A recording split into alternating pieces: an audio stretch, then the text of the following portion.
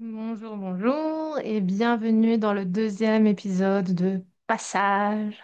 Passage qui vous donne un petit aperçu de ce passage qui en ce moment est très, très imprévisible. Alors, c'était pas prévu de faire ce deuxième épisode aujourd'hui, mais ce week-end, aujourd'hui, on est fin septembre. Et bien qu'on ait une période d'accalmie, où on a peut-être pu sentir une poussée créative, une espèce de sérénité, c'est reparti pour une petite vague sans prévenir qui peut vous emmener, mais oulala, là, là, là, où vous ne pensiez pas retourner. Et, euh, et ça fait mal, c'est inconfortable. Et c'est aussi soudain qu'inconfortable. Alors certains n'auront pas grand-chose. Euh, Comme je vous le disais, tout dépend en fait d'où on en est sur notre chemin. Il y a des personnes qui ne seront pas du tout touchées par tout ça parce que elles sont totalement ancrées dans, dans l'illusion, mais elles sont donc ancrées. Euh, Où elles sont dans l'autre versant, c'est elles ont déjà tellement passé ces vagues qu'une de plus ou de moins, c'est OK. Et donc, on ressent beaucoup moins l'effet. On n'aime pas heurter parce qu'on sait naviguer. Et pour le reste, ben, on apprend à naviguer en fait. Et ben, comment est-ce qu'on apprend à naviguer? Ben, merci aux tempêtes, merci à ces moments. Non, quand elles sont, c'est vague, quand elles sont présentes, on leur dit pas merci, on a envie de leur dire non mais dégage, clairement, parce que non, elles sont pas les bienvenues, l'ego sera là et sera, non, ne sera pas du tout ravi de cette rencontre encore. Et pour autant, quand vous en sortirez, il y aura comme si vous aviez, justement, ça a lavé quelque chose, parce qu'à chaque fois, c'est pas pour rien. Il y a quelque chose qui doit être mis en lumière, nettoyé, euh, et vous n'en sortirez que plus léger.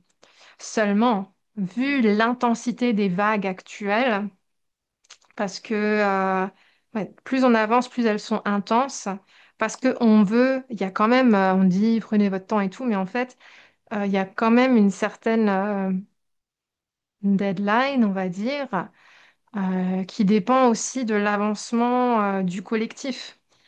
Et donc ça frappe fort, mais pour avancer plus vite, parce qu'en fait, il faut quand même qu'on arrive au but. Le but étant ce monde où, où chacun est qui il est, chacun est en paix. Alors oui, ça peut faire très utopiste, mais c'est pas du tout ça.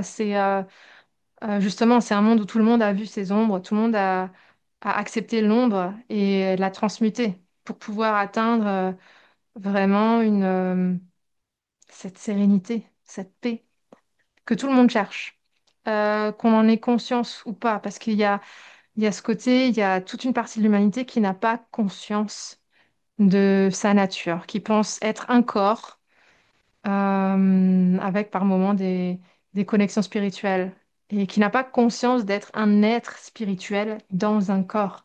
Le corps, c'est comme un costume, vous en changez régulièrement, même si vous n'en avez pas conscience. Et ça passe, comme je dis.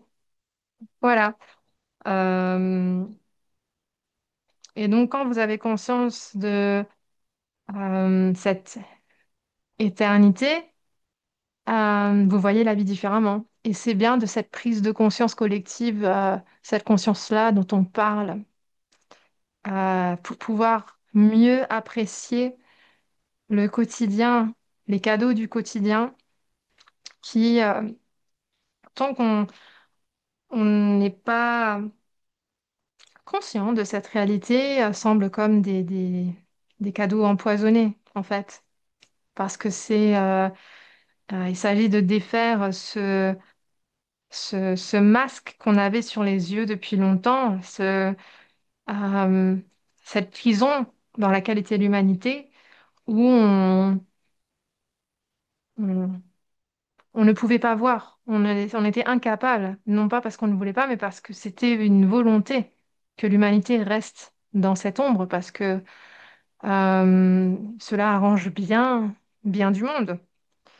Et il faut avoir conscience que c'est pas parce que vous ne le voyez pas, que vous ne le ressentez pas forcément encore, euh, que cela n'existe pas. Il y a des rayons ultraviolets, des choses qui existent bien concrètement, mais que nous, en tant qu'humains, nous n'avons pas les capacités physiques de voir. Et souvent, bah, la science nous montre bien des choses au-delà de notre champ des capacités, champ des possibles. Euh, mais ce qu'il y a effectivement, il y a même des émotions, des énergies qui sont dites involutives, négatives, qui vont rôder autour de vous. Vous n'en avez pas conscience. L'humeur des personnes peut être influencée et les humeurs peuvent vous influencer. Et donc forcément, ben, par moment, vous pensez que vous êtes dans votre trou, en fait, et que vous ne vous sentez pas bien, alors que ça ne vous appartient pas. Parce que vous avez aujourd'hui une telle capacité à emmagasiner, à capter, à ressentir, et on a été complètement frigorifié hein, par rapport à ça. C'est vraiment ne parlez surtout pas de sentiments. Il y a encore des dizaines, des 30, 50, enfin des années en arrière, on ne parlait pas de sentiments, on ne parlait pas d'émotions. Alors énergie, n'en parlons même pas. Mais vous pouvez ressentir bien plus que vous ne le pensez. Et vous pouvez totalement être pris dans les griffes d'une énergie, d'une émotion qui n'est pas la vôtre. Et ça arrange bien parce que plus de gens sont enfermés dans le noir, et bien plus ce côté néfaste a le dessus. Mais ce n'est qu'une illusion parce que c'est fini tout ça. Mais il s'agit maintenant de cette prise de conscience que le pouvoir est en nous, que le pouvoir est en vous, et que dès que ces vagues viennent vous mettre à plat, vous désarmer, de se dire OK, c'est là, mais c'est pas moi, c'est pas forcément, ça ne m'appartient pas. Et si jamais ben, je le sens, c'est que moi, j'ai le pouvoir de m'en défaire. Et dans ces moments-là, repensez à ça, demandez. Demander de l'aide invisible, parce que vous êtes tous et toutes accompagnés. Certains parlent d'anges gardiens, certains parlent de guides, et puis d'autres parlent de leur intuition, juste le fait de ressentir les choses. On parle de moi supérieur. Vous avez cette connaissance en vous. Alors, ça peut paraître totalement perché, tout ça. Ça peut paraître ésotérique, New Age, tout ce que vous voulez.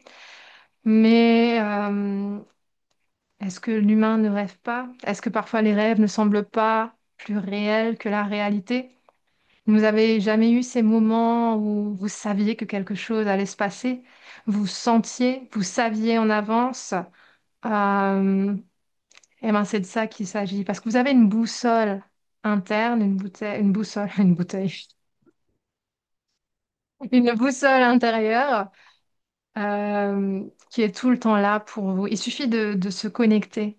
Et aujourd'hui, ben, le monde aujourd'hui, c'est justement, on veut vous donner une boussole extérieure. Surtout ne vous connectez pas à ça et laissez-vous porter par le monde extérieur. Croyez-nous, faites ceci. Attention, attention, une tempête arrive, des intempéries, alors qu'aujourd'hui, on n'arrive même plus à prévoir le temps. On vous fait des alertes par-ci, par-là, et le jour où il y a vraiment quelque chose, on est incapable de faire ça comme il faut. Bon. Euh, ne laissez pas le monde extérieur dicter qui vous êtes.